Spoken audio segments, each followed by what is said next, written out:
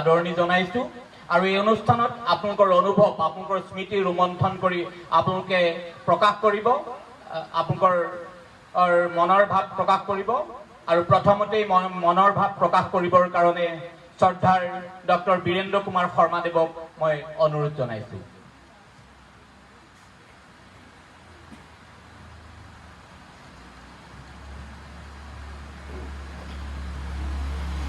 আজি স্মৃতিচাৰণ সভাৰ সভাপতি আৰু মঞ্চত উপবিষ্ট শৰ্মা আৰু আমাৰ জ্যেষ্ঠ সদস্য গগৈ আৰু সুধীবৃন্দ,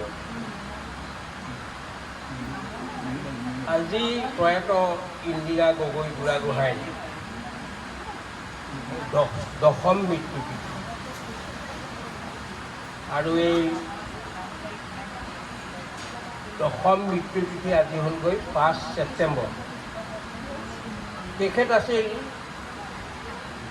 দিছপুৰ চৰকাৰী উচ্চ বিদ্যালয়ৰ অৰ্থনীতি বিভাগৰ বিষয় শিক্ষয়িত্ৰী আৰু আপোনালোক সকলোৱে জানে যে আজি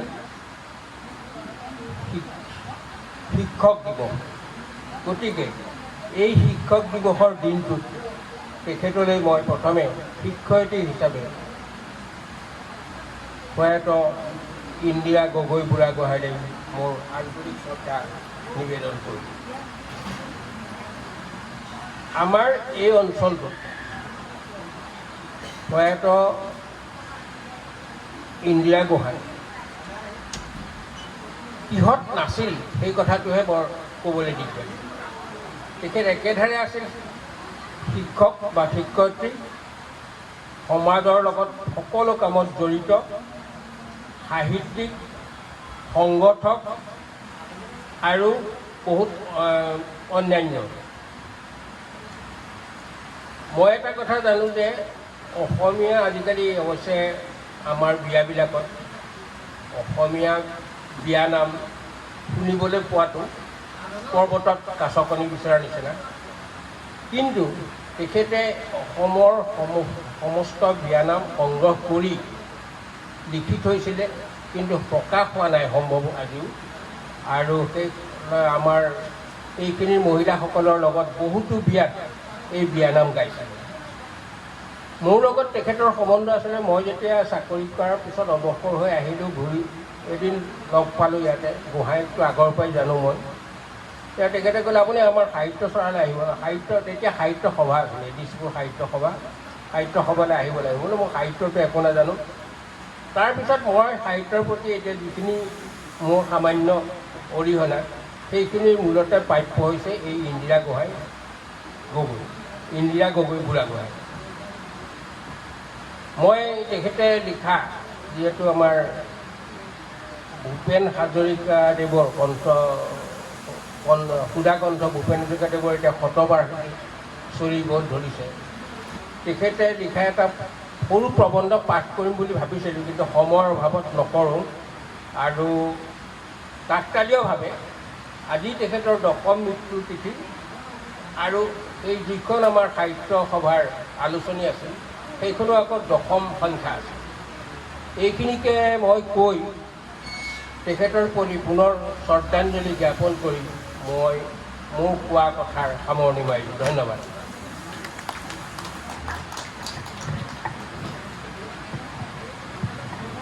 শ্ৰদ্ধাৰ ডক্টৰ বীৰেন্দ্ৰ শৰ্মাদেৱলৈ আমি কৃতজ্ঞতাৰ শৰাই আগবঢ়াইছোঁ।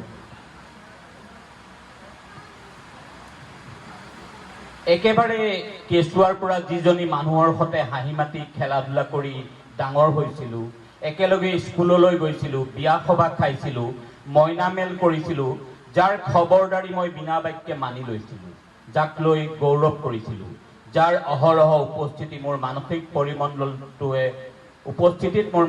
পৰিমণ্ডলটোৱে গঢ় লৈছিল।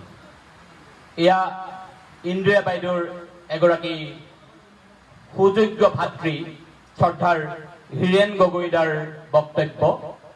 সোঁৱৰণি কুঁৱলীয়ে যিখন আমাৰ স্মৰণিকা ওলাইছিল মৃত্যুৰ পিছত, সেইখনত মাইজান বাইদেউৰ স্মৰণত এইখিনি কথা শ্ৰদ্ধাৰ হীৰেণ গগৈদেৱে লিখিছিল। আজি আমি তেখেতক আমাৰ মাজত পাইছোঁ। গতিকে মই শ্ৰদ্ধাৰ হীৰেন গগৈদেৱক তেখেতৰ স্মৃতিচাৰণ বক্তব্য ৰাখিবৰ কাৰণে অনুৰোধ জনাইছোঁ।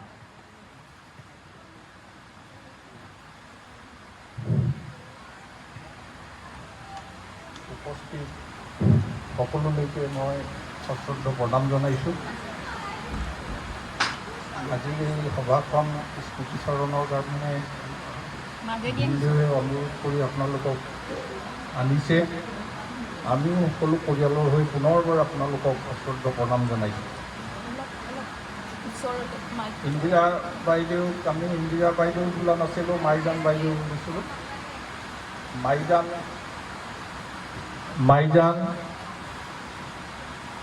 মাইজান বুলিয়ে সকলোৱে আমাৰ জন্মস্থানতো আমাৰ গাঁৱত সকলোৱে মাইজান বুলিয়ে জানে, আৰু আমাৰ মিতিৰ কুটুম যিমান আছিল সকলোৱে মাইজান বুলিয়ে তেওঁক জানিছিল। গতিকে ইন্দিৰা বুলিয়ে বহুতে হয়তো ইন্দিৰা বুলি ক'লে নাজানিছিলে তেতিয়া। যি হওক, মাইজান বাইদেউ গাঁওখনত এই নিজৰ মানে সময়ৰ ল'ৰা ছোৱালীৰ মাজত আৰু সামগ্ৰিকভাৱে গোটেই সমাজখনৰ সমাজখনৰ মাজতো লেখত ল'বলগীয়া আছিল। যিকোনো অনুষ্ঠান হ'লে বাইদেউক আগবঢ়াই দিছিল সকলোৱে, আৰু বাইদেউ এইবিলাক কামত যথেষ্ট উদ্যোগ লৈছিল। আৰু স্কুলত পঢ়ি থকাৰ দিনৰ পৰাই বাইদেৱে আৰম্ভ কৰিছিল লেখা মেলাৰ কথা।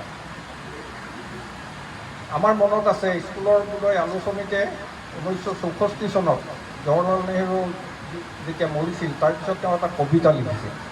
মোৰ তাৰ আগৰ একো মনত নাই, কিন্তু সেই কবিতাটো প্ৰকাশ হৈছিল, বোধহয় স্কুলৰ আলোচনীতে প্ৰকাশ হৈছিল নেকি। আমি সেই কবিতালৈ গোটেই ঘৰৰ মানুহে পঢ়িছিলোঁ সেই কবিতাটো। সেইটো ক'ত আছে নে নাছে আৰু মই ক'ব নোৱাৰোঁ, সেই কবিতা বোধহয় হেৰাই গৈছে। দিয়ক, তেতিয়াই আৰম্ভ কৰিছিল লেখা মেলা কৰা, আৰু স্কুলৰ অনুষ্ঠানবিলাকতো বাইদেৱে আগভাগ লৈছিল সদায়। শিক্ষক শিক্ষয়িত্ৰী ভাল পাইছিল, একে স্কুলতে পঢ়িছিলোঁ। আমাৰ শিক্ষক শিক্ষয়িত্ৰীসকলেও ভাল পাইছিল যথেষ্ট। এইটো আছিল সমাজখনৰ বাবে, আমাৰ স্কুলখনৰ বাবে, গাঁওখনৰ বাবে বাইদেউৰ পৰিচয়। কিন্তু আমাৰ পৰিয়ালটোৰ বাবে, বিশেষকৈ মা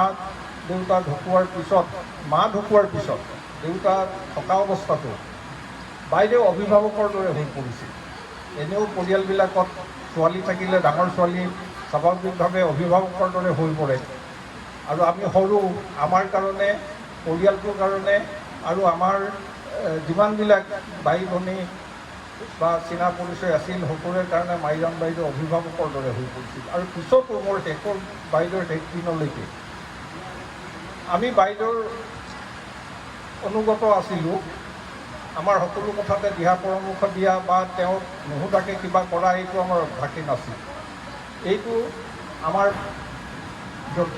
পাৰিবাৰিক জীৱনৰ কাৰণে বাইদেউৰ এই অকাল মৃত্যু, এইটো এটা ডাঙৰ ক্ষতি, যিটো ক্ষতি আৰু পূৰণ নহয়, যিটো অনিবাৰ্য প্ৰকৃতিৰ নিয়ম মতে আমি মানি লৈছোঁ। তথাপিও এই স্মৃতি আমাৰ থাকি গৈছে সকলোৰে।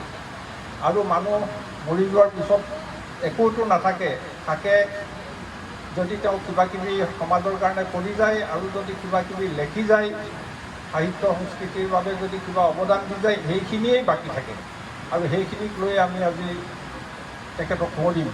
আমাৰ পৰিয়ালৰ মানুহখিনিয়ে তেওঁৰ ব্যক্তিগত অভিভাৱকত্ব বা তেওঁৰ ব্যক্তিগত সহায় পৰামৰ্শ এইবোৰ হয়তো সুঁৱৰিম। আৰু আপোনালোক সকলোৱে যিসকলে সাহিত্যৰ যোগেদি, এই সাহিত্য চৰাৰ যোগেদি বাইদেউৰ লগত যুক্ত হৈছিল, সকলোৱে নিশ্চয় বাইদেৱে যিখিনি আপোনালোকক সহযোগ্য দিলে, যিখিনি আপোনালোকৰ হাতত দি থৈ গ'ল, সেইখিনিৰ কাৰণে আপোনালোকে স্মৰণ কৰিছে, আজি সকলো গোট খাইছে। মই দীঘলীয়া নকৰোঁ। আজি এই দশম মৃত্যু তিথি বাইদেউক ময়ো প্ৰণাম জনাইছোঁ, তেওঁৰ স্মৃতিত শ্ৰদ্ধাঞ্জলি জনাইছোঁ। আৰু আপোনালোক সকলো সমবেত হৈছে বাইদেউৰ এই তেওঁৰ কীৰ্তি আৰু তেওঁৰ কাম কাজ, তেওঁৰ ব্যক্তিত্ব স্মৃতিচাৰণ কৰিবৰ কাৰণে। আপোনালোক সকলোকে পুনৰবাৰ মই সশ্ৰদ্ধ প্ৰণাম জনাইছোঁ, ধন্যবাদ জনাইছোঁ, আৰু আশা কৰোঁ অন্ততঃ যিখিনিক বাইদেৱে লগ পাইছিল, আপোনালোকে যিখিনিয়ে তেওঁৰ সহচৰ্য পাইছিল, সকলোৱে শেষ দিনটোলৈকে বাইদেউক মনত ৰাখিব। তেওঁৰ হয়তো আত্মা যদি আছে, আত্মাই শান্তি পাব, আৰু আমিও আমাৰ ভৱিষ্যতৰ কাৰণেও এটা পথ প্ৰদৰ্শন পাম, এই আশা কৰি পুনৰবাৰ সকলোকে নমস্কাৰ জনাই মই শেষ কৰিছিলোঁ। শ্ৰদ্ধাৰ হীৰেণ গগৈদেৱলৈ সাহিত্য চূড়াৰ তৰফৰ পৰা আমি সশ্ৰদ্ধ প্ৰণাম জনাইছোঁ। আত্মা অবিনশ্বৰ, জন্মও নাই, মৃত্যুও নাই। আত্মাৰ অবিনশ্বৰতা মানি ল'লেও কোনোগৰাকী ব্যক্তিৰ বিয়োগে আমাৰ মাজলৈ কঢ়িয়াই আনে শূন্যতা। ইন্দিৰা গগৈ বুঢ়াগোহাঁইৰ নাম লোৱাৰ লগে লগেই মানস পটত ভাঁহিয়া উঠে এগৰাকী পৰিপাটি সাজপাৰেৰে মিঠা হাঁহিৰ জুখি মাখি কথা কোৱা এক বিশেষ ব্যক্তিত্বৰ অধিকাৰী মহিলাৰ ছবি। এইখিনি কথা মোৰ কথা নহয়, আমাৰ সকলোৰে পৰিচিত শ্ৰদ্ধাৰ বন্তি বৰুৱা বাইদেউৰ কথা। আৰু এতিয়া আমি বন্তি বৰুৱা বাইদেউৰ মুখেৰে এই স্মৃতিচাৰণ বক্তব্য শুনিম।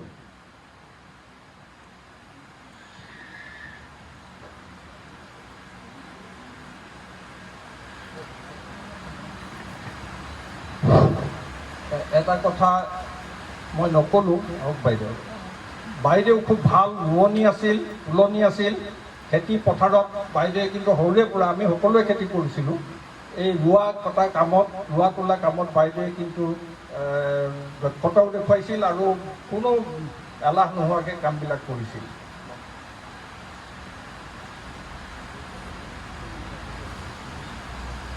শ্ৰদ্ধা দিছপুৰ সাহিত্য চূড়াৰ সভানেত্ৰী, উপসভাপতি, লগতে আমাৰ এই অঞ্চলৰ বয়োজ্যেষ্ঠ মোহিনী গগৈদেৱ আৰু ইন্দিৰা গগৈ বুঢ়াগোহাঁইদেৱৰ দেৱী, তেখেতৰ পৰিয়ালবৰ্গ আৰু সাহিত্য চূড়াৰ সদস্যাসকল আৰু উপস্থিত সুধীবৃন্দ, মই আচলতে বৰ বেছিদিন লগ পাইছোঁ বুলিও ক'ব নোৱাৰোঁ। তথাপিও তেখেতৰ স্মৃতিৰ আচলতে মোৰ স্মৃতিৰ বৰপেৰাটো ভৰি আছে বুলিয়েই ক'ব লাগিব।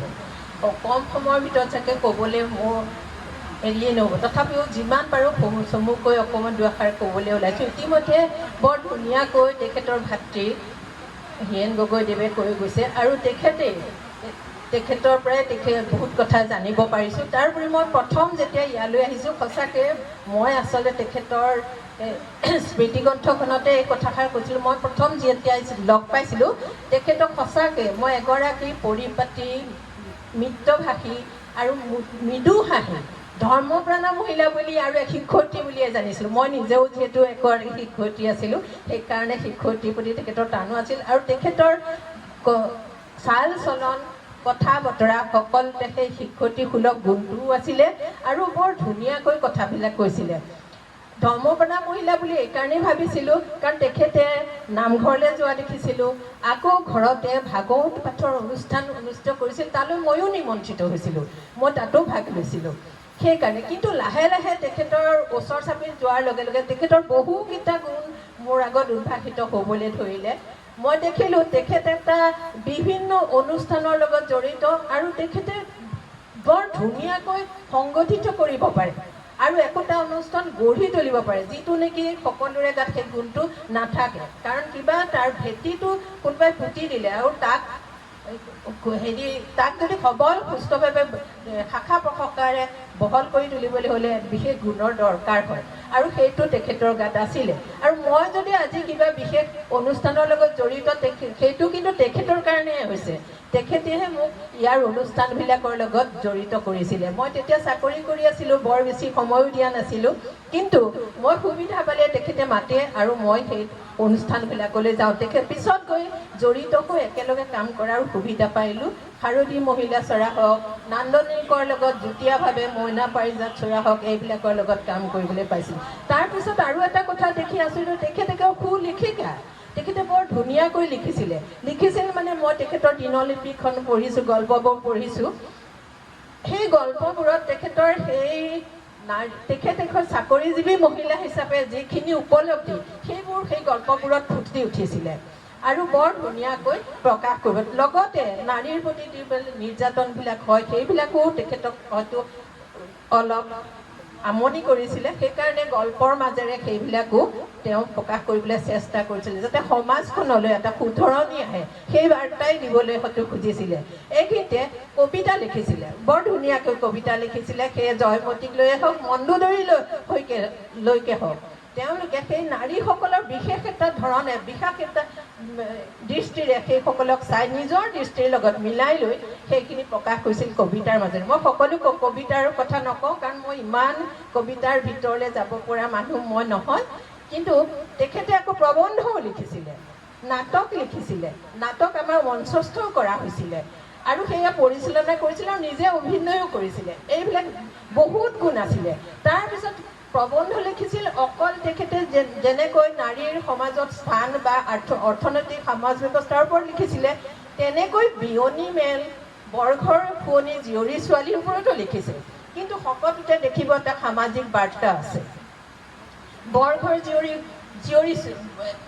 শুৱনি জীয়ৰী ছোৱালী আমি সকলোৱে কওঁ আমি জীয়ৰীক লক্ষ্মী বুলিও ভাবোঁ কিন্তু আমি কেতিয়াবা তেওঁলোকক আকৌ ভাল ব্যৱহাৰ নকৰোঁ এতিয়াৰ কথা নহয় অলপ আগৰ দিনৰ কথাই কৈছোঁ এতিয়া বোলো অলপ বেলেগ হৈছে আমাৰ মনোভাৱবিলাক তথাপিও যেন ছোৱালীজনীৰ প্ৰতি ল'ৰাটোতকৈ অলপ কম হেৰিয়ে থাকে তেনেকুৱা সেইবিলাক যাতে নহয় সেইটোকে বুজাব খোজে জীয়ৰীজনী আমাৰ ঘৰখনৰ কাৰণে কিমান মৰমৰ সেই কথাটোকে বুজাব খোজে তেনেকৈ বিয়নী মেল আমি ভাবোঁ কোনো অৰ্থহীন মেল এই বুলি ভাবোঁ বিয়নী মেলখন অৰ্থহীন বুলি ভাবোঁ আচলতে অৰ্থহীন হ'লেও তাৰ মাজত একতাৰ এটা সমন্বয় বাৰ্তা কৰি আনে যে আমাৰ গাঁৱৰ মানুহবিলাকে চোতালখনতে বহি বহু তিৰোতা মানুহ একেলগ হৈ পেলাই দুপৰীয়া সময়ত গল্প গুজব কৰিছে সেইখিনিয়ে কি কৈছে তেওঁলোকৰ মাজত এটা মিলা প্ৰীতিৰ ভাৱ আনি দিয়ে এনেকৈ দেখিছোঁ তেখেতৰ লিখাবিলাকৰ মাজত সামাজিক বাৰ্তা আছে তাৰমানে তেখেতৰ এটা ইচ্ছা আছিল যে সমাজখনৰ প্ৰতি কিবা এটা কৰাৰ আৰু কৰিবলৈ সেইখিনি তেখেতে অসুস্থ অৱস্থাৰেও কৰিছিলে সেইটোহে আচৰিত কথা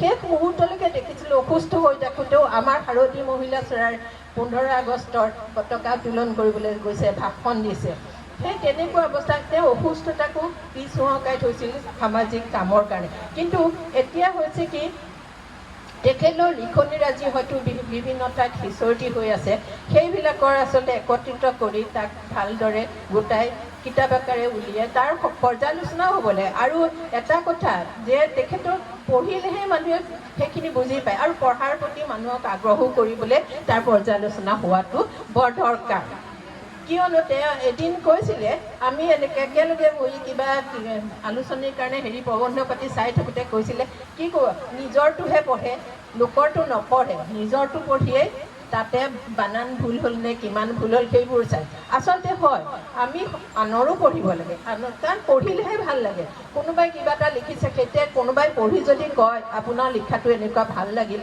পঢ়ি তেতিয়া লিখোঁতাৰ মনত ভাল লাগে কাৰণ লিখক লাগে আমাক পঢ়ুৱৈও লাগে পঢ়ুৱৈ নহ'লে লিখকৰ শ্ৰমটো একেবাৰে পণ্ড শ্ৰম হ'ব যেনেকৈ গীত শুনিবলৈ ভাল শ্ৰোতা লাগিব তেনেকৈ কিতাপৰ কাৰণেও পাঠক লাগিব আৰু পাঠক সৃষ্টি আমি কৰিব লাগিব হয়তো সাহিত্য চৰে এনেকুৱা উদ্যোগ নিশ্চয় লওঁ মই ইমানখিনি তেখেতসকলক ক'ব পৰা যোগ্যতা মোৰ নাই তথাপিও নিশ্চয় তেনেকৈ আগলৈকো কিতাপ এখন উলিয়ালে তাৰ ওপৰত পৰ্যালোচনা হয় নোহোৱা নহয় হৈছে মই পাইছোঁ তেনেকুৱা এনেকৈ হ'লে কি হয় মানুহে সেই কিতাপখন পঢ়িবলৈ আগ্ৰহী হ'ব সেইটো কথা তেনেকৈ পঢ়ুৱৈৰো সৃষ্টি হ'ব আজি মই এতিয়া বৰ দীঘলীয়াকৈ ক'বলৈ বহুত আছে তেখেতৰ বহুত মানুহগৰাকী এটা অনুষ্ঠানৰ নিচিনাই কাৰণ ইমান সকলো দিশে বহু গুণী মানুহ আছিল এই অকণমান সময়ত ভুৰুকাত হাতী ভৰাবলৈ সম্ভৱ নহয় তথাপিও মই পুনৰবাৰ তেখেতৰ আজি চাওক 5 ছেপ্টেম্বৰ পূৰ্বৱৰ্তী বক্তা ডক্টৰ বীৰেন্দ্ৰনাথ শৰ্মাদেৱে কৈ গৈছে আজি শিক্ষক দিৱস আৰু এগৰাকী শিক্ষয়িত্ৰী আজি আমি স্মৃতি চাৰণ কৰিছোঁ ইয়াতকৈ আৰু ভাল কথা হ'ব নোৱাৰে আমাৰ কাৰণে সৌভাগ্য বুলি ভাবিছোঁ আৰু তেখেতৰ প্ৰতি মই শিক্ষয়িত্ৰী হিচাপেও সশ্ৰদ্ধ প্ৰণাম জনাইছোঁ আৰু তেখেতৰ আত্মাৰ চিৰশান্তি কামনা কৰিছোঁ চিৰশান্তি চিৰমুক্তি কামনা কৰি আপোনালোকৰ ওচৰত মই বিদায় মাগিছোঁ ধন্যবাদ শ্ৰদ্ধাৰ বন্তি বৰুৱা বাইদেউক আমি সশ্ৰদ্ধ প্ৰণাম জনাইছোঁ ভাগি গ'ল বিলখনি ছিগি গ'ল তাৰ ৰৈ গ'ল অৱশেষ অমিয়া জোকাৰ এয়া বক্তব্য আছিল সোঁৱৰণি কুঁৱলীত দীপালী শৰ্মা বাইদেউৰ এতিয়া দীপালী শৰ্মা বাইদেৱে আজি ইন্দিৰা বাইদেৱে লিখা এটি কবিতা ইয়াত আবৃত্তি কৰিব।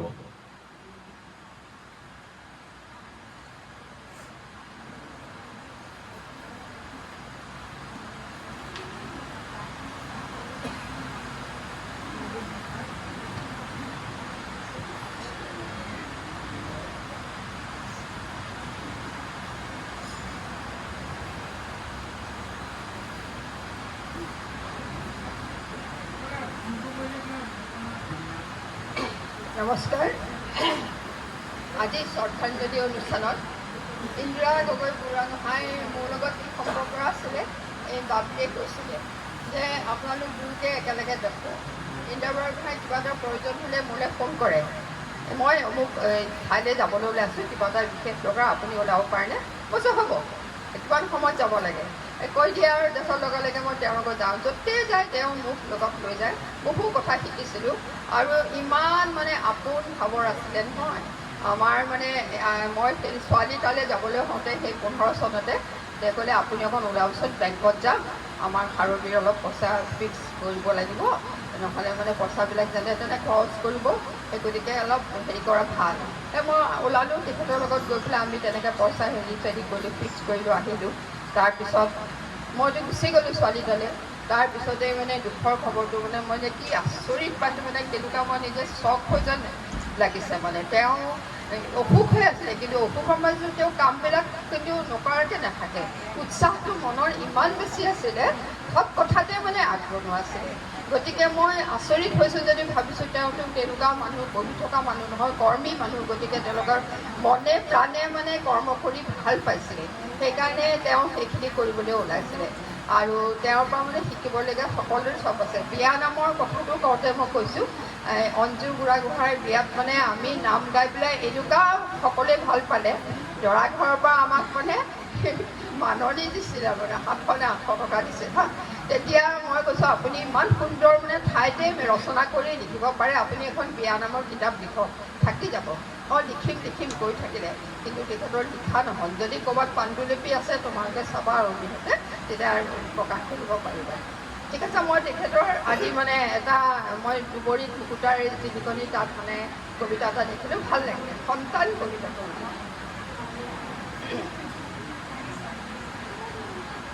সন্তান।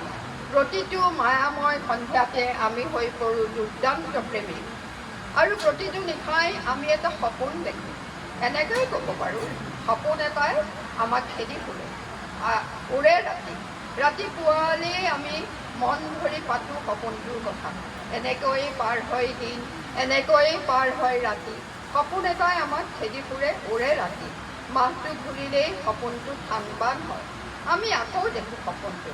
সি আমাক খেদি ফুৰে, উৰে দিন, উৰে ৰাতি, দিন যায় মাহ বাগৰে, সপোনটো আকৌ থানবান হয়। এনেকৈয়ে পাৰ হৈ যায় দিনৰ পিছত দিন, তাৰপিছত বাগৰে বছৰ, সপোনটোৱে কিন্তু খেদিয়েই ফুৰে। ভাগি ভাগি সি আকৌ যোৰা লাগে, বহু বছৰ ধৰি চলি ভঙা পতাৰ খেল। এদিন আমি নতুন সপোন এটাৰ সন্ধানত ওলালোঁ। আমি সিদ্ধান্ত ল'লোঁ, কোনোবা অনাথ আশ্ৰমৰ পৰা আমাৰ নতুন সপোনটো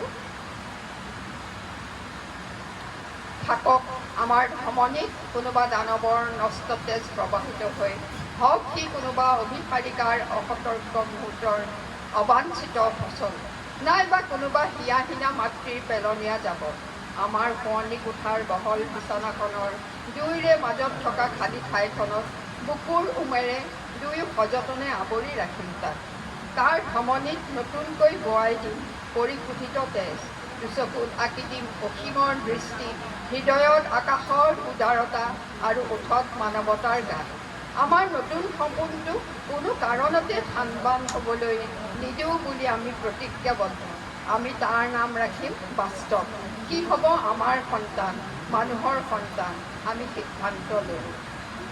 ধন্যবাদ। ইন্দিৰা বুঢ়াগোহাঁইৰ কথা ক'বলৈ হ'লে বহুত থাকে, কিন্তু ক'বলৈ ইমান সময় নাপাওঁ।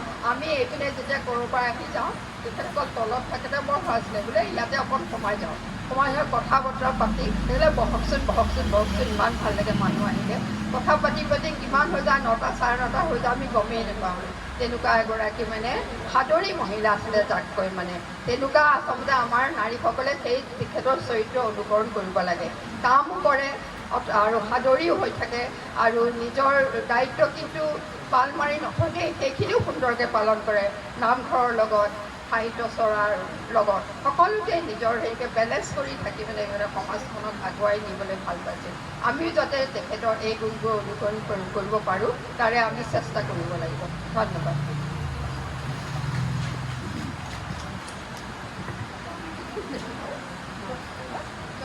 বৰ্তমান সময়ত বহুতে সামাজিক বিশৃংখলতাৰ বিষয়ে কয় কিন্তু ইন্দিৰা বাইদেৱে সদায় এটা কথা কৈছিল ভাল দিন আহিব প্ৰথমতে আমিবোৰ প্ৰত্যেকেই নিজে ভাল হ'ব লাগিব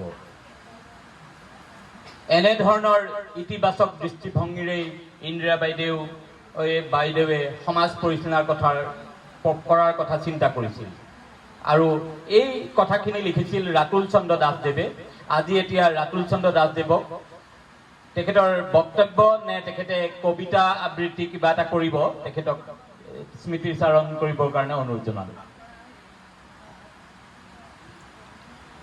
শ্ৰদ্ধাৰ সভাপতি মহোদয়া উপসভাপতি মহোদয় আৰু গগৈ দা আৰু উপস্থিত ৰাইজ ইন্দিৰা বাইদেউৰ 2001 চনত এটা দেওবাৰ এটাত মোৰ ঘৰলৈ আহিছিল আমাৰ ঘৰলৈ মই তেতিয়া নতুনকৈ মথুৰা নগৰত ভাড়া ঘৰত আছিলোঁ কাকো চিনি নাপাওঁ আহি পেলাই চিনা পৰিচয় হ'ল কথা পাতিলে কোনো অনুষ্ঠানত মই জড়িত নাছিলোঁ তেতিয়া ক'লে ওলাই আহকচোন আমাৰ অনুষ্ঠান আছে সেই যে ওলাই আহিবলৈ ক'লে 2001 চনত আহি তেতিয়াৰ দিছপুৰ সাহিত্য সভাত আমাক সদস্য বনালে আৰু সেই তেতিয়াৰ পৰাই আজিলৈকে বাইদেউৰ সেই আহ্বানটো কথা মনত পেলাই এই অনুষ্ঠানটোৰ সৈতে আমি জড়িত হৈ আছোঁ সঁচাকৈ এগৰাকী সমাজসেৱী সাংগঠনিক দিশত তেখেতৰ এটা বিশেষ গুণ আছিলে আৰু তেখেতৰ আটাইতকৈ ডাঙৰ গুণ আছিলে তেখেতে দায়িত্বত আনক যেনেকৈ ভাগ কৰি দিয়ে কোনে কি কাম কৰিব পাৰে তেখেতে জানে কিন্তু আৰু কোনোদিনে কোনো কামৰ ক্ৰেডিট তেখেতে নলয় ক্ৰেডিট আনক দিয়ে এইটো এটা তেখেতৰ বৰ ডাঙৰ গুণ আছিলে তেখেতৰ লগত আমি কাম কৰি গম পাইছিলোঁ যে ক্ৰেডিট কোনোদিন তেখেতে নলয় ক্ৰেডিট ভাগ কৰি দিয়ে গতিকে বাইদেউৰ স্মৃতিত 2012 চনতে বাইদেৱে এটা কবিতা লিখিছিলে এই কবিতাটো মই পাঠ কৰিবলৈ চেষ্টা কৰিছোঁ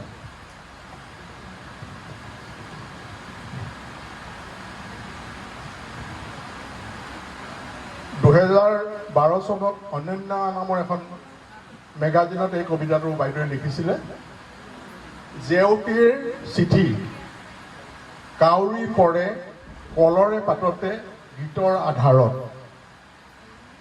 বহুত দিন হ'ল তোমাৰ একো খবৰেই পোৱা নাই চিঠিৰ বোজা পিঠিত বান্ধি লৈ পৰৰ চেনেহ কঢ়িয়াওঁতে তোমাৰ চাগে আহৰিয়েই নাই জেউতি পোনাতি কুশলে আছেনে চাগে বুলি এবাৰ সুধিবলৈ তোমাৰ সময়নো ক'ত চকুৰে নেদেখা দূৰণিত তোমাৰ পিয়নৰ চাকৰি জানা যোৱাবেলি আঘোণত মোৰ কোলাত এৰি যোৱা সৰু পোনাটিয়ে এতিয়া আৰু জুনুকা নিবিচাৰে তাক বন্দুক লাগে কোমল ধানৰ কঠীয়া পৰাওনো ক'ত বকুল বৰাৰ গোচ ল'বলৈ পথাৰখনৰ চিন চাবেই নাই সেয়ে আমাৰ মৰমৰ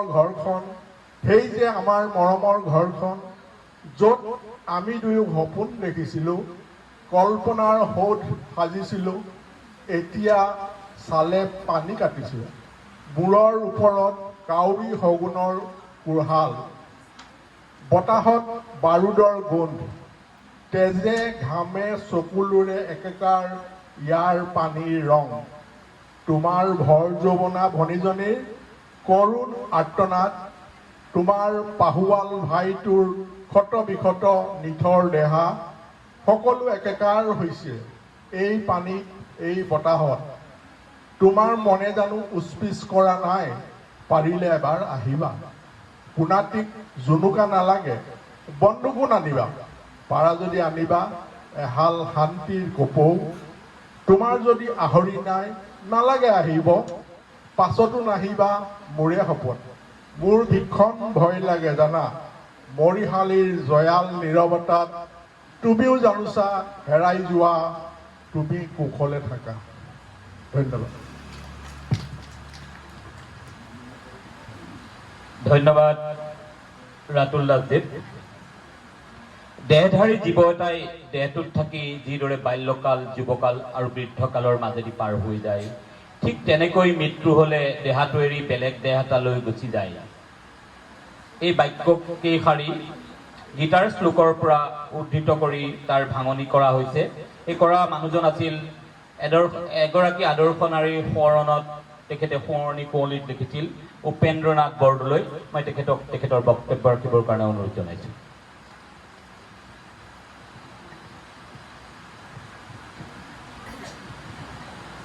মোৰ শ্ৰদ্ধাৰ সভাত মোৰ শ্ৰদ্ধাৰ সভাপতি মহোদয়, লগতে বয়োজ্যেষ্ঠ মোৰ সন্মানীয় মোহিনী গগৈদা আৰু শৰ্মা আৰু উপস্থিত ৰাইজ, আজি যিগৰাকী মানুহৰ স্মৃতিচাৰণত আমি উপস্থিত হৈছোঁ, তেখেতেই আমাক শিকাইছিলে মৰম দিলে মৰম পায়। মই আছিলোঁ হেঙেৰাবাৰী সাহিত্য সভাৰ সদস্য আৰু আমি ওচৰৰ প্ৰতিখন সাহিত্য সভাৰ লগত যোগাযোগ ৰাখিছিলোঁ। মই আৰু মনোজ বৰুৱা আহি এইখিনি পাইছিলোঁ আৰু আমাক যিখিনি দায়িত্ব দিছিলে আমি আখৰে আখৰে পালন কৰিছিলোঁ। আৰু এই বাইদেউক মই, ইন্দিৰা গগৈ বুঢ়াগোহাঁই বাইদেউক মই নিজৰ বাইদেউৰ গতে সদায় শ্ৰদ্ধা কৰিছিলোঁ আৰু মোকো তেখেতে বৰ মৰম কৰিছিলে। লগতে কালীপ্ৰসাদ বুঢ়াগোহাঁই দাদাইও মোক বৰ ভাল পাইছিলে আৰু তেখেতে এটা সময়ত দিছপুৰ সাহিত্য সভাৰ সভাপতি আছিল আৰু মই সম্পাদকৰ দায়িত্ব পালন কৰিছিলোঁ। আৰু প্ৰতি মাহে আমি একোখনকৈ আলোচনা বহুৱাইছিলোঁ আৰু তেতিয়াৰ পৰা জড়িত আছিলোঁ। আৰু মই যিকোনো মুহূৰ্ততে বুঢ়াগোহাঁই দাদাৰ ইয়াত আহিছিলোঁ আৰু আহিলে সদায় মানে কি হয়, এঘণ্টাৰ কাৰণে বা আধা ঘণ্টাৰ কাৰণে আহিলেও মোৰ মানে বহু সময় লাগিছিলে। নোখোৱাকৈ কোনোদিন একো মোক পঠোৱা নাছিল। গতিকে মই সময়ৰ প্ৰতি দায়িত্ব ৰাখি মই বেছি আৰু নকওঁ। মৰম দিলে মৰম পায়, এই কথাটোৱে আচল কথা। এটা সময়ত মই সৰুকালতো কি হৈছিলে, মই ডাঙৰক শ্ৰদ্ধা ভক্তি কৰিছিলোঁ আৰু তেখেতসকলে মোক মৰম কৰিছিলে। এটা সময়ত কি আছিলে, আমাৰ বোৱাৰীসকল যেতিয়া ঘৰলৈ আহে, মই এটা কাহিনী ক'ব বিচাৰিছোঁ, সৰু কাহিনী এটা। আমাৰ খুৰী আহিল 9 ছোৱালী, তাৰপিছত আৰু আলহী দুলহী আহিছে, চাহ তাহ কিবা কিবি এইবিলাক দিছে। দিয়াৰ পিছত তামোলৰ কথা ক'লে। এই ধানৰ দুলি এটা আছিলে, তাতে মানে কি হৈছে, দুলিতে মানে সোমোৱাই থয় আমাৰ আইতাই, মানে তামোল, সেই কণী এইবিলাক। তাৰপিছত মানে কি হ'ল, খুৰীক ক'লে যে মানে এই দুলিতে আছে, তামোল আনি কাটি দিয়া। পিছে তেওঁ কি কৰিলে, এটা দুটাকৈ 6টা সেই কণী উলিয়াই ওৰণিখনটো ইয়ালৈকে থাকে, গতিকে ইটো কাটে গেলা বোলে, সিটো কাটে গেলা, সিটো কাটে গেলা, 6টা কণী তেওঁ কাটিলে, এই 4টা গেলা। তাৰপিছত কি কৰিলা তামোল নহয় কণীহে, হাঁহ কণী। তাৰপিছত মানে কি হৈছে, আইতাই তামোলকেইটা উলিয়াই দিলে ওচৰতে থকা। তাৰপিছত আৰু হ'ব তুমি যোৱা, মই কাটি দিছোঁ, তুমি খালি আগবঢ়াই দিলেই হ'ব। সেই বুলি ক'লত আৰু ফটাফট তামোলকেইটা কাটি মেলি হেৰি কৰি দিলে, দিলত যেনিবা বিলাই পঠিয়ালে। গতিকে সেই এনেকুৱা দিনৰ পৰা সেইকাৰণে মই সদায় মানে ব্যংগ ছাইডটোত বেছি পোৱা হেৰি কৰিছিলোঁ আৰু মই সদায় ব্যংগই লিখোঁ। গতিকে আৰু ইয়াতো বিষ্ণুপদ নামটো লিখোঁতে মই তেতিয়া কৈছিলোঁ যে সেই যে সৰ্পৰ ফানাত মানে শুই থকা, মই সেইখিনিৰ পৰা এইখিনিলৈ আহিবলৈ এতিয়া মোৰ মানে কি হয়, চাইকেলখন লৈ কোনোমতে আহি ওলাইছিলোঁ বোলো বিষ্ণুপদটো তো আৰু এইফালে দ্বাৰকা নগৰৰ নামটো হেৰি কৰোঁতে মই বোলো এখন সমুদ্ৰত হেৰি হ'ল, মিচিং মানে হেৰি আছে, ফায়াৰ দিয়া আছে, গতিকে বৰকৈ হুলস্থুল নকৰিব, আপোনালোক চব জেল খাব লাগিব। ধন্যবাদ, মই ইয়াকে ক'লোঁ। আৰু মই ইণ্ডিয়া গগৈ বুঢ়াগোহাঁই বাইদেউ য'তেই নাথাকক লাগে নিশ্চয় বৈকুণ্ঠৰ স্থান পাইছে। তেখেতে আমি যদি ক'ৰবাত কিবা কাৰণত ৰ'বলগীয়াও হৈছে, আজি তেখেতক আমি পথ মুক্ত কৰি দিছোঁ। তেখেত স্বৰ্গগামী হওক আৰু ভগৱানৰ সান্নিধ্য লাভ কৰক। ধন্যবাদ। শিক্ষা জগতৰ লগত জড়িত শ্ৰদ্ধাৰ উপেন বৰদলৈদাক আমি প্ৰণাম জনাইছোঁ। এইবাৰ আমি শিক্ষা জগতৰ লগত জড়িত বাইদেউৰ লগত খুব ওচৰ সম্পৰ্ক থকা মৃণালিনী ভূঞা বৰা বাইদেউ, তেখেতে এটি কবিতা আবৃত্তি কৰিব।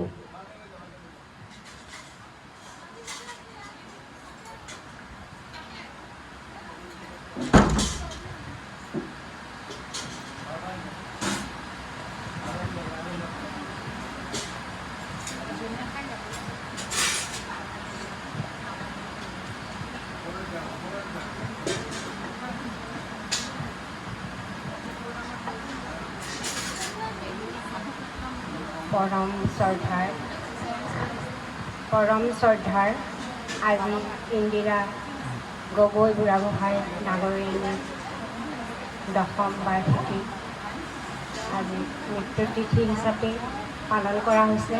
ইয়াত আমাৰ সাহিত্য চোৰা, দিছপুৰ সাহিত্য চোৰাৰ দায়িত্বভাৰ দিয়া হৈছে স্পেচিফিকেশ্যনৰ কাৰণে। আৰু ৰাতিপুৱাৰ পৰাই তেখেতৰ আগবেলাৰ পৰাই ঘৰত নাম প্ৰসংগৰে তেখেতৰ স্মৃতি ৰোমান্থন কৰি ভগৱানৰ ওচৰত কৃপা বিচাৰিছে সকলো পৰিয়ালৰ লোকসকল লগ লাগি। আজি উপস্থিত দিছপুৰ সাহিত্য চোৰাৰ সভাপতি প্ৰমুখ্যে, সভা উপসভাপতি আৰু বয়োজ্যেষ্ঠ গগৈ দাদা, লগতে সভাত উপস্থিত সকলো বয়োজ্যেষ্ঠসকল আৰু মৰমৰ মোৰ মান্যসকল, সকলোলৈ মই মৰম আৰু শ্ৰদ্ধা আগবঢ়াই ইন্দিৰা বুঢ়াগোহাঁইক মই লগ পাইছিলোঁ। তেখেতৰ লগত চিনাকি মানে তেখেত ইয়াত অহাৰ পিছতে পৰিয়ালটি আমাৰ গৃহস্থৰ লগত একেলগে তেজপুৰত চাকৰি সূত্ৰে একেলগে আছিলে তেখেতসকল। সেইটো হেৰিলৈ আমাৰ ঘৰলৈ গৈছিলে এদিন, তেতিয়াৰ পৰাই চিনাকি হোৱাৰ কাৰণে তেতিয়াৰ পৰাই তেখেতক লগ পাইছিলোঁ। তাৰপিছত সামাজিকভাৱে লগ পাইছোঁ, গোটেই অনুষ্ঠানবিলাকত তেখেত জড়িত আছিলে আৰু মোকো সাঙুৰি লৈছিলে। কেতিয়াবা কিবা কথা পাতিব লগা হ'লে ৰাতি হ'লেও তেখেতে কিবা পৰামৰ্শ বুলি নহয়, তেওঁ মানে জনাই ভাল পাইছিলে যে এইটো কৰিবলৈ ওলাইছোঁ কেনেকুৱা হয়। তেতিয়া মই এইটো আৰু হেৰি বুলি নকওঁ, তেখেতৰ হেৰিয়াতে মই কথাতে মই ভৰ দি পেলাই তেখেতক আগবঢ়াই দিওঁ। সেই সাহসখিনি তেখেতে বহুত সাহস দিছিলে আমাক, এই অনুষ্ঠানবিলাকত আগবাঢ়িবৰ কাৰণে আগত লৈ গৈছিলে। আৰু বিয়া নামৰ প্ৰতি তেখেতৰ এনেকুৱা এটা ধাউতি আছিলে, মই কবিতা বা অন্য দিশত নকওঁৱেই, আমাৰ কালচাৰেল হেৰিয়াৰ ভিতৰত বিয়া নামৰ প্ৰতি তেওঁ খুব ধাউতি আছিলে। বহুতো ঠাইত গৈ পেলাই আমি কবিতা বিয়া নাম আমি প্ৰতিযোগিতাত অংশগ্ৰহণ কৰিছিলোঁ তেখেতৰ লগত গৈ পেলাই। এতিয়া আজি সঁচাকেই বেয়া লাগিছে, মনত পৰিছে, মনত পেলাই দিছে মোৰ অন্তৰৰ দুখন দেউকাৰে ঢাকি ৰখা স্মৃতিখিনি আজি মই দেউকা মেলি দিছোঁ।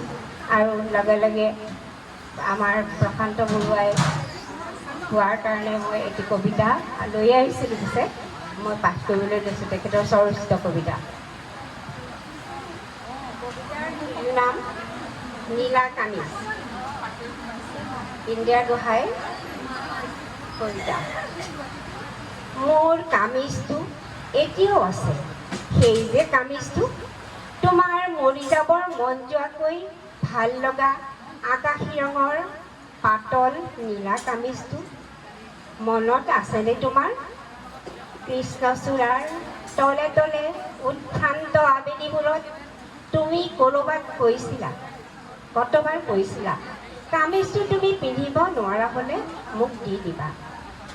তাৰ পিঠিটোৰে মই এটা ব্লাউজ চিলাম, সন্মুখৰ ফাল দুটাৰে দুখনমান ৰুমাল, যাৰ ভাজে ভাজে সোমাই থাকিব কৃষ্ণচূড়াই ৰঙিল কৰা জালুকবাৰীৰ সুবাস।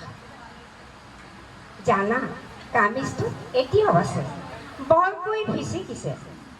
তাক এতিয়া মাথো সি ল'ব পৰা এখন কথাৰ মাজত, তাতে সি জীয়াই থাকিব এটি মিঠা অনুভৱ হৈ। কামিজটো এতিয়াও আছে, তাক এতিয়া মাথো সি ল'ব পৰা এখন কথাৰ মাজত, তাতেই সি জীয়াই থাকিব এটি মিঠা অনুভৱ হৈ। কামিজটো এতিয়াও আছে। ধন্যবাদ।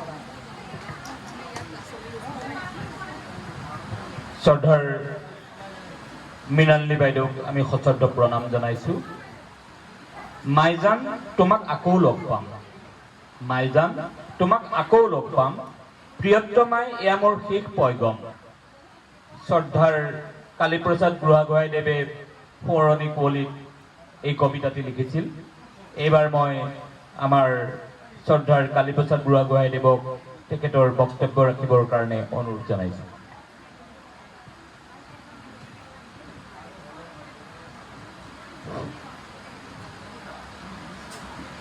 আপোনালোকক সকলোকে ধন্যবাদ জনাইছোঁ। বিশেষকৈ মই ৰাতুল দাস আৰু এই প্ৰশান্ত বৰুৱা, এই দুটা কথা, এটা কথাতে ফোনতে এই আলোচনা সভাখন আয়োজন কৰিছোঁ। লগে লগে আমুকক মাতা তামুকক মাতা হৈ গ'ল, উপেন বৰদলৈক মাতা, এনেকৈ হঠাতে আয়োজন হৈ গ'ল। মই চিৰকৃতজ্ঞ ৰাতুল দাস, প্ৰশান্ত। তাৰপিছত কথা হ'ল, মোৰ জীৱনটো তেওঁৱে গঢ়িলে। এজনী ভাল তিৰোতা পাইছিলোঁ দশমত। আজি মোৰ বৰ্তমানটো তেওঁৰ ওপৰতে নিৰ্ভৰ কৰে, কাৰণ তেওঁৱে ল'ৰা ছোৱালীকেইটাক বেচিছে।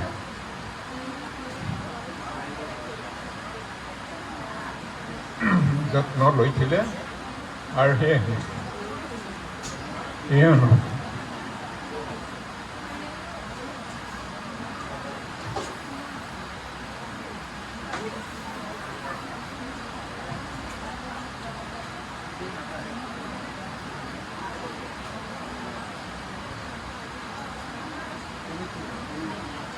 ডাঙৰ কথা হ'ল মোৰ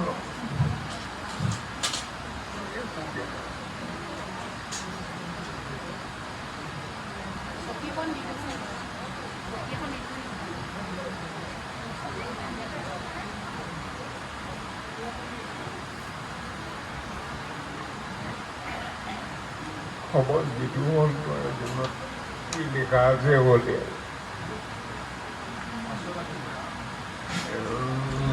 মইতো তেওঁৰ লগত জীৱনৰ ৪৫ বছৰমান জীয়াই থাকিলোঁ। তেওঁলোক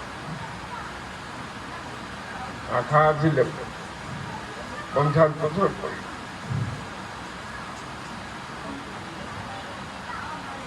নোৱাৰিলোঁ। যে ল'ৰা ছোৱালীকেইটামান আৰু আপোনালোকক সকলোকে ধন্যবাদ আৰু নকওঁ।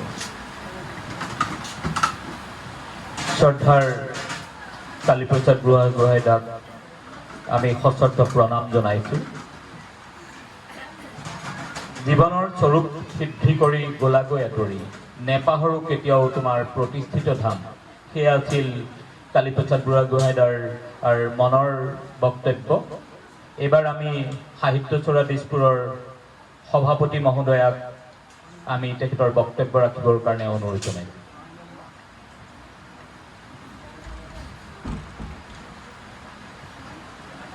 মোৰ কাষতে বহি থকা বয়োজ্যেষ্ঠ মোহিনী গগৈদা আৰু আমাৰ উপসভাপতি শ্ৰী পঞ্চানন শৰ্মাদেৱ আৰু উপস্থিত সকলো সুধীবৃন্দলৈ মোৰ নমস্কাৰ জনাইছোঁ। আৰু আজিৰ ইন্দিৰা গগৈ বুঢ়াগোহাঁই বাইদেউৰ পৰিয়ালবৰ্গ মই ধন্যবাদ জনাইছোঁ, মোৰ নমস্কাৰ জনাইছোঁ। আজি এই বিশেষ দিনটো মোৰ আটাইতকৈ সন্মানীয় শিক্ষকসকললৈ মই প্ৰণাম জনাইছোঁ। ইন্দিৰা গগৈ বুঢ়াগোহাঁই বাইদেউ মোৰ কাৰণে এটি প্ৰেৰণা। তেওঁক মই 98-99 চনতেই সম্ভৱতঃ লগ পাইছিলোঁ প্ৰথম। চনটো মোৰ ভালকৈ মনত নাই এতিয়া।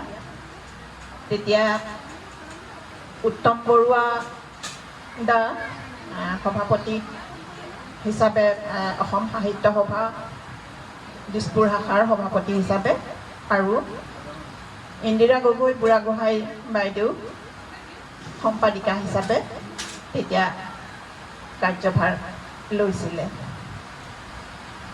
আগতে বন্তি বৰুৱা বাইদেৱে কৈ গৈছিলে যে সাংগঠনিক দিশত গগৈ বাইদেউ ইমানেই সবল, তেওঁ নেতৃত্ব বহন কৰি এই আমাৰ সাহিত্য সভাৰ অনুষ্ঠানটো গঢ়ি তুলিছিলে আৰু তেতিয়াই মোকো টানি আনিছিলে। মই তেতিয়া গম পোৱা নাছিলোঁ যে ইয়াত তেনেকুৱা ধৰণৰ এটা অনুষ্ঠান হ'ব ধৰিছে, কিন্তু উত্তম বৰুৱা দা, গগৈ বাইদেউ তেওঁলোকে মোক সদায়ে মাতে। তেনেকৈ টানি আনি সাহিত্য সভা, তেতিয়াৰ সাহিত্য সভা তাত চালুকীয়া অৱস্থাত আছিলে যদিও আটাইৰে আমাৰ ওচৰ চুবুৰীয়া সকলোৱে যোগদান কৰিছিলে আৰু এটা ভাল এটা অনুষ্ঠান গঢ়ি তুলিছিলে। ইন্দিৰা বাইদেৱে মোক সদায় টানি টানি আনি কয়, তুমি আহিবা, কিয় ওলাই নাহা, আহিবা। সাহিত্য সভাৰ নিয়মিত সদস্য হিচাপে সদস্য পদ গ্ৰহণ কৰিলোঁ। তাৰপৰা মেঘালী সংঘ আৰু শাৰদী মহিলা চৰা এই আটাইবোৰতে তেওঁৱেই মোক নিমন্ত্ৰণ কৰিছিলে আৰু মই তেওঁৰ পিছে পিছে গৈছিলোঁ। বাইদেউৰ বহুমুখী প্ৰতিভাৰ কথা তেতিয়াই গম পাইছিলোঁ যে তেওঁ কোন দিশত নাই, সকলো দিশতেই তেওঁ পটু। সকলো ঘৰুৱা কামৰ পৰা আদি কৰি তেওঁ লিখা মেলা আটাইবোৰ ক্ষেত্ৰতে সদায় আগবাঢ়ি যায় আৰু ভালকৈ সকলো অনুষ্ঠান চলাই নিয়ে। গতিকে সেই বাইদেউক আজি পাহৰিব নোৱাৰোঁ আমি। আমাৰ এই ওচৰ চুবুৰীয়া বা তেওঁক সান্নিধ্যত যিসকলে পাইছে কোনেও পাহৰিব নোৱাৰে। তেওঁৰ লিখা আগতে সাহিত্য সভাত পাঠ কৰে, তেওঁ সুন্দৰ গল্প কবিতা আজি উমান পাইছেই। সকলোৱে গল্প বাৰু দীঘলীয়া কাৰণে পাঠ কৰিব পৰা নাই, কিন্তু কবিতা পাঠ কৰিছে। গল্প অতি সুন্দৰ, কেইটামান গল্প মোৰ মনত আজিও সজীৱ হৈ আছে। গতিকে এই বাইদেউ 10 বছৰ হ'ল যোৱা, কিন্তু মোৰ এনেহেন লাগে যেন এই সেইদিনাৰ কথা। 10 বছৰ কিদৰে অতিক্ৰম কৰিলে মই গম নাপাওঁ। সিদিনা মাত্ৰ তেওঁৰ নাইকিয়া হ'ল, কিন্তু আমি যিসকলে তেওঁৰ সান্নিধ্যত আছিলোঁ, আমি যেতিয়ালৈকে থাকিম তেওঁৰ স্মৃতি কঢ়িয়াই লৈয়ে ফুৰিম, কাৰণ তেওঁ আমাৰ মনত সজীৱ হৈয়ে থাকিব, সজীৱ হৈ আছে আৰু থাকিব। মই বেছি সময় নলওঁ, তেওঁলৈ বিশেষ প্ৰণাম জনাইছোঁ আৰু আপোনালোকৰ পৰা মই ধন্যবাদ জনাইছোঁ আপোনাক। শ্ৰদ্ধাৰ কপিল বাইদেউলৈ আমি কৃতজ্ঞতা আগবঢ়ালোঁ। এইবাৰ আমি শ্ৰদ্ধাৰ মোহিনী গগৈদেৱক তেখেতৰ বক্তব্য ৰাখিবৰ কাৰণে অনুৰোধ জনাইছোঁ।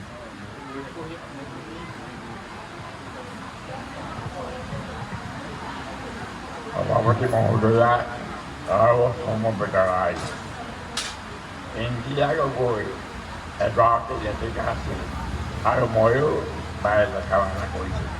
এই হৈছে আমাৰ দুই ভিতৰত আন্তৰিকতা আছিল আৰু এই লেখা মেলা সম্পৰ্কত কেতিয়াবা লগ হ'লে কথা বতৰা পাতিছিল। এইধৰণে এটা হাতে কিন্তু এটা কথা হঠাতে মই এটা কথা ক'ব খুজিছোঁ যে সকলোৱে মানে এটা ঘটনা ঘটিছিল। মানে মোৰ পৰিবাৰ ঢুকুৱা এমাহ হৈছিল। সেই সময়তে মোৰ পৰিবাৰে সৈতে ইন্দিৰা মোৰ দৈনিক সপোনত দেখিলোঁ। মই সপোনা মই পৰিবাৰ ক'ত দেখা নাই, এমাহ পৰিবাৰে সৈতে ইন্দিৰা তেওঁ ইন্দিয়াৰ হাতলৈ বহালৈ এইটো চাই দিবচোন মোক সেই বুলি ক'লে আৰু সেইখিনি মাজতে মই দেখিলোঁ। তাৰপিছত মই ক'ব নোৱাৰোঁ টোপনি দিলোঁ, কিন্তু সেইবিলাক মই সেই কথাটো মই আলোচনা বহাই দিওঁ বুলি কৈছোঁ এই সন্দৰ্ভত। গতিকে সেই হিচাপে মই ইন্দিয়াৰ যিখিনি গুণ আছিল আৰু দেখিছিলোঁ এইখিনি সামাজিক ক্ষেত্ৰত যথেষ্ট আদৰণীয় আছিল আৰু তেওঁৰ সেই গুণৰ নমনীয়তাৰ বাবে সকলোৰে লগত মিলিজুলি চলিব পাৰিছিল আৰু সকলোকে আগুৰি যাব পাৰিছিল আৰু এই গুণখিনি যাতে সকলোৱে আগত চেষ্টা যাব পৰা মই এইখিনিকে কৈ সামৰণি মাৰিলোঁ। ধন্যবাদ। শ্ৰদ্ধাৰ মোহিনী গগৈদেৱক আমি সেৱা জনাইছোঁ। এইবাৰ আমি সাহিত্যচৰা দিছপুৰৰ উপসভাপতি পঞ্চানন শৰ্মাদেৱক তেখেতৰ বক্তব্য ৰাখিবৰ কাৰণে অনুৰোধ। আজিৰ সভাৰ সভাপতি জ্যেষ্ঠ ব্যক্তি গগৈ ডাঙৰীয়া আৰু উপস্থিত প্ৰয়াত ইন্দিৰা বুঢ়াগোহাঁইৰ গুণমুগ্ধসকল বুলি কৈছোঁ। মানুহ এজন বয়সেৰে জীয়াই নাথাকে। মানুহ 100 বছৰো জীয়াই থাকে, মৃত্যু হয়। 20 বছৰো জীয়াই থাকে, মৃত্যু হয়। কিন্তু মানুহটো কেতিয়া জীয়াই থাকে, তেওঁ কৰ্মৰাজিৰ ওপৰতে জীয়াই থাকে। আৰু মানুহক কোনো মানুহে কেতিয়াও মনত ৰাখিম বুলি ৰাখিব নোৱাৰে। আজি আমি এতিয়া এই যে ইন্দিৰা বুঢ়াগোহাঁইৰ স্মৃতিচাৰণ কৰিছোঁ, এই স্মৃতিচাৰণৰ আজিৰ সভাখনেই তেখেতৰ আমাৰ প্ৰতি থকা দায়ী যিটো বদ্ধতা আছিল আৰু আমি তেখেতৰ প্ৰতি থকা যিটো আমাৰ শ্ৰদ্ধা আজিয়ে শেষ হৈ নাযায়। কাৰণ বহুতজনে কৈছে যে মই এনেকৈ আছিলোঁ, তেনেকৈ লগ পাইছিলোঁ, কিবা পাইছিলোঁ। গতিকে মানুহক জোৰ কৰি পেলাই আপুনি মনৰ পৰা আঁতৰাই দিব নোৱাৰে, ই যোনেই নহওক। যিজন ব্যক্তি সমাজৰ প্ৰতি দায়বদ্ধতা, নিজৰ কৰ্তব্যপৰত পৰায়ণতা বা সমাজৰ উন্নতিৰ হকে কাম কৰে আৰু যিসকল ব্যক্তিয়ে মানুহৰ অপকাৰ নকৰি উপকাৰ কৰে, সেইবিলাক মানুহক বহু ধৰণে মানুহে মনত ৰাখে আৰু সেই মনত ৰাখিবলগীয়া কথাটো বাধ্য কৰায়। মানুহ নিজে মনত ৰাখিবলৈ বাধ্য কৰাবলগীয়া গুণটো যাৰ আছে, সেই ব্যক্তিসকলে সমাজত অবিস্মৰণীয় হিচাপে থাকি যায়। উদাহৰণস্বৰূপে দিছোঁ মই আপোনালোকক, ভূপেন হাজৰিকাই যেতিয়া জীয়াই আছিল তেতিয়া কিন্তু তেওঁক অসমৰ মানুহে সন্মান দিয়া নাছিল। ভাৰতৰত্ন তেওঁৰ মৃত্যুৰ পিছত দিয়া হৈছিল। কিন্তু সেইজন ব্যক্তি আজি ভাৰতবৰ্ষতে নহয়, গোটেই বিশ্বৰ মানুহে বন্দনা কৰে সেইজন ব্যক্তিক। আৰু আজি চৰকাৰে তেওঁৰ নামত অনুষ্ঠান পাতিছে। এইটো কিয় হৈছে? যে সেই ব্যক্তিজনৰ যিটো গুণ এইটোৱে আমাক তেওঁক স্মৰণ কৰিবলৈ বাধ্য কৰাইছে। জীৱিত কালত মানুহবিলাকৰ গুণবোৰ দেখা নাপায়, দোষবোৰ দেখা পায়। গতিকে ইন্দিৰা বুঢ়াগোহাঁই ডাঙৰীয়াক মই আজি ভালেমান বছৰ আগত পাইছোঁ, মোৰ মনতেই নাই। তেখেতক প্ৰথম মই দিছপুৰ বিদ্যালয়তে পাইছিলোঁ, কিবা এটা বিশেষ অনুষ্ঠানৰ মাজত। তাৰপিছত সাহিত্য সভাত পাইছোঁ, তাৰপিছত বিভিন্ন অনুষ্ঠানত পাইছোঁ। কিন্তু কথা হ'ল, মানুহগৰাকীৰ বিষয়ে সকলোবিলাকে কথাখিনি কৈছে। মই ক'ব খুজিছোঁ যে মানুহৰ যিটো জীৱনৰ প্ৰতি ধাৰণা, এই ধাৰণাখিনি যদি সমাজৰ মাজত লিখিত প্ৰকাৰেই হওক, বক্তৃতাৰ মাধ্যমেৰেই হওক বা কৰ্মৰাজিৰ মাজেৰে হওক, যদি আমি বিস্তাৰিত কৰিব পাৰোঁ, তেতিয়াহ'লে মানুহে ইচ্ছা নকৰাকৈও সেই ব্যক্তিজনক মনত ৰাখিবলৈ বাধ্য। আৰু যিজন ব্যক্তিৰ সেই গুণখিনি আছিল, সেইকাৰণে ইন্দিৰা বুঢ়াগোহাঁইক আমি মনত ৰাখিবলৈ বাধ্য। ৰাখিম বুলি আমি ৰাখিব নোৱাৰোঁ, নাৰাখিম বুলিও নাৰাখিব নোৱাৰোঁ। সময়ে তেওঁ আমাৰ মাজলৈ টানি আনিবই। জীৱন আৰু মৃত্যু এডাল সূতাৰ দুইফালে দুটা গাঁঠি। জন্মৰ দিনাই পৃথিৱীত যেতিয়া সন্তান ভূমিষ্ঠ হয়, তেতিয়া কান্দন আৰম্ভ হয়। তাৰমানে সিদিনাই তেওঁৰ জীৱনৰ সংগ্ৰাম আৰম্ভ হয়। আৰু সংগ্ৰামৰ গোটেই জীৱন সংগ্ৰাম কৰি কৰি কৰি কৰি কৰি এটা সময়ত নশ্বৰ দেহ ত্যাগ কৰি পেলাই আমাৰ পাৰ্থিৱ পৃথিৱীৰ পৰা গুচি যায়। কিন্তু যাই হয়, বহুতে ডকাইতি কৰিও মৰি থাকে, বহুতে বদমাচি কৰিও মৰি থাকে, বহুতে জেল খাটিও মৰি থাকে, বহুতে এক্সিডেণ্টতো মৰে। কিন্তু মৰাৰ পিছত মানুহজনে কি দিলে সমাজৰ কাৰণে, সেইটো চবচে ডাঙৰ কথা। মানুহ ভাল হ'ম বুলি হ'ব নোৱাৰে, তেওঁৰ ভাল হোৱা গুণটো জন্মগত হিচাপে আহিব লাগিব, সংস্কাৰৰ মাজেদি আহিব লাগিব, আৰু সমাজৰ যিসকল ব্যক্তিৰ লগত জড়িত থাকে সেইসকলৰ মাজেদি আহিব লাগিব। কাৰণ চোৰ এটাৰ লগত কোনো মানুহে ভাল হ'ব নোৱাৰে। সি চোৰ বৃত্তিটোতে সি আৰম্ভ কৰিব। সৎ মানুহ এজনৰ লগতে এজন অসৎ মানুহ বেছি দিন থাকিব নোৱাৰে। যেনেকৈ আপুনি ছাঁটো যেতিয়া আহে, তাৰ লগত যদি আপুনি পোহৰটো যোগ কৰি দিয়ে, ছাঁটো নোহোৱা হৈ যায়। কিন্তু ছাঁটো যদি আমি সদায় লগত ৰাখিব খোজোঁ, এন্ধাৰটো বিচাৰিম। সেই এন্ধাৰ আৰু পোহৰ বিচৰা যিটো মানুহৰ যিটো সংজ্ঞা, এই সংজ্ঞাটো নিজে নিৰ্ধাৰণ কৰে। আৰু সেই এজন ব্যক্তি ইন্দিৰা বুঢ়াগোহাঁই,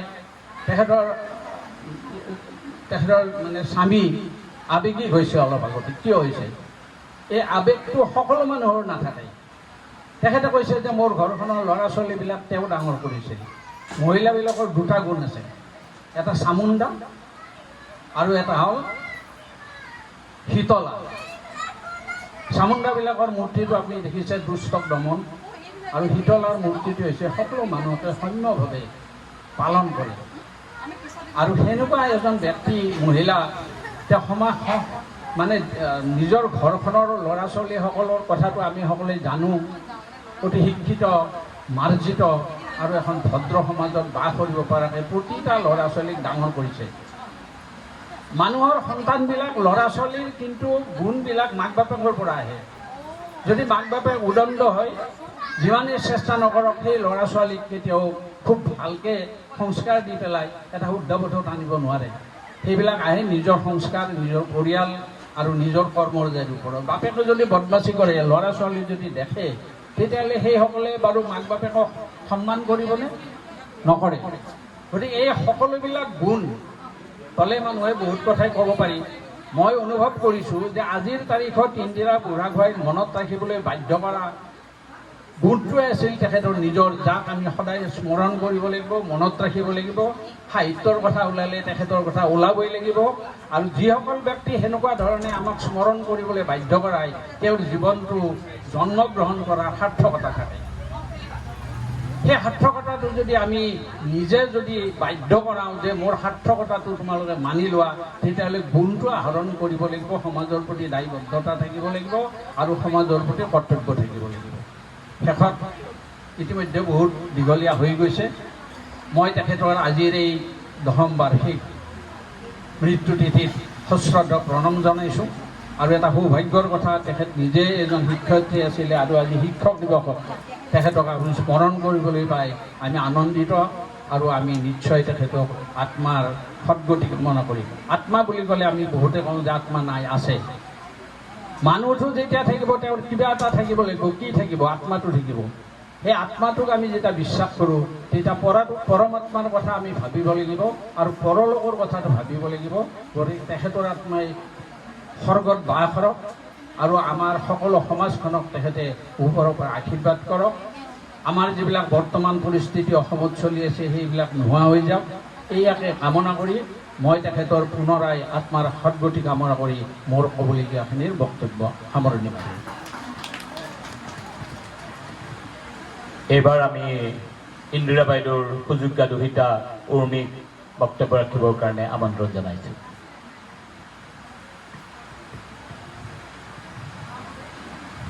মোৰ ক'বলগীয়া বিশেষ একো নাই, কাৰণ আপোনালোকে যিমানখিনি ক'লে আৰু শুনি যিমান ভাল লাগিলে, মাৰ স্মৃতি আকৌ ফ্ৰেছ হৈ যায় ইমান দিনৰ মূৰত, ইমান বছৰৰ মূৰত।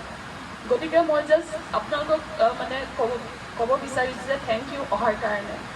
আমি বেছি নটিচো নিদিলোঁ আপোনালোকক, এদিন আগতে কৈছোঁ যে আহিব পাৰে নেকি, আহিলে ভাল লাগিলে। আৰু মায়ে লিখা কিছুমান ষ্টৰিজ, দেউতাৰ আৰু এটা দিনলিপিৰ ছেকেণ্ড এডিশ্যন এটা পাব্লিছ কৰা মন আছে। গতিকে আপোনালোকৰ সহায় পাওঁ যদি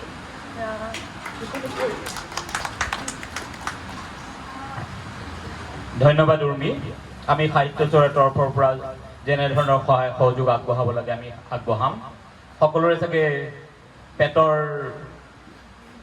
পেটত নিগনি দৌৰি আছে, তথাপিও মই লোভ সামৰিব পৰা নাই, সামৰিব বিচাৰিছোঁ মোৰ আজি এই শ্ৰদ্ধাঞ্জলি কবিতা এটাৰে।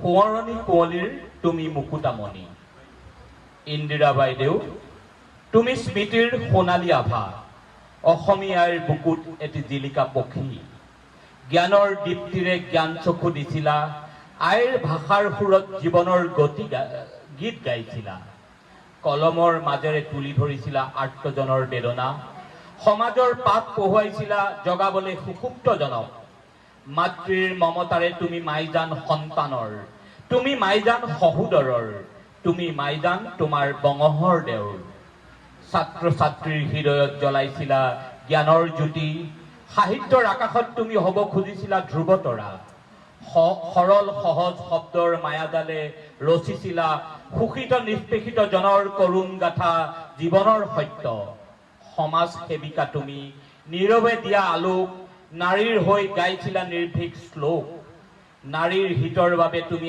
আহু পুৰুষাৰ্থ কৰি সংগঠিত কৰি আগুৱাই নিয়াৰ আখৰা কৰিলা, মেঘালী শাৰদীৰ মাজতো তুমি মাইজান হৈছিলা। 10 বছৰ নীৰৱে পাৰ হ'ল, ইন্দিৰা মাইজান নাই আজি আমাৰ মাজত, তোমাৰ কৰ্মৰ পোহৰত উদ্ভাসিত আমাৰ সমাজ, হৃদয়ৰ নিৰ্ভীত কোণত তুমি নীৰৱে শুই আছা জগাবলৈ আমাৰ সত্তাক। আজি আয়োজন তোমাৰ বাবে, সোঁৱৰণি কুঁৱলীৰ মুকুতামণি হৈ জিলিকি থকা আমাৰ মণিকোঠাত, সোঁৱৰণি কুঁৱলীৰ মুকুতামণি হৈ জিলিকি থকা আমাৰ মণিকোঠাত, ইন্দিৰা বাইদেউ তুমি চিৰন্তন প্ৰেৰণা, সদায়ে তুমি প্ৰেৰণা হৈ থাকা আমাৰ বুকুৰ মাজত। ইন্দিৰা বাইদেউৰ আত্মাৰ সদ্গতি কামনা কৰি আমাৰ এই স্মৃতিচাৰণ অনুষ্ঠানৰ ইমানতে সামৰণি মাৰিলোঁ। ধন্যবাদ।